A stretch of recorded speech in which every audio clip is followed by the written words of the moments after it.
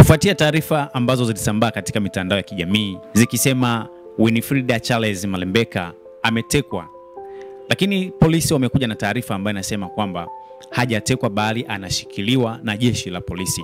Nami nanukuu katika taarifa ambayo imetolewa. Taarifa kwa umma: kukamatwa kwa Winifrida Charles Malembeka.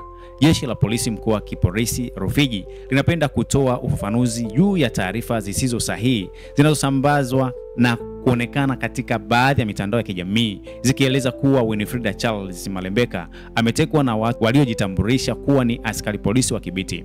Taarifa ni kwamba huko katika maeneo ya Kibiti mjini, Winifrida Charles Malembeka, mkazi wa Kibiti Kusini, alikamatwa na anaendelea kushikiliwa na jeshi la polisi kwa tuhuma za kuchapisha na kusambaza taarifa za uchochezi, kuhamasisha vurugu maandamano tarehe 9 mwezi wa 12 mwaka 2025 kupitia mitandao ya kijamii akishirikiana na watu wengine.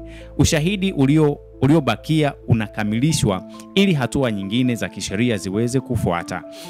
Jeshi la polisi mkoa wa Kipolisi Rufiji linatoa wito kwa wananchi kujiepusha na uchapishaji na usambazaji wa taarifa za kichochezi zenye kuleta taharuki kwa jamii, kwani halitasita kumchukulia hatua za kisheria yeyote atakayebainika kufanya vitendo kama hivyo.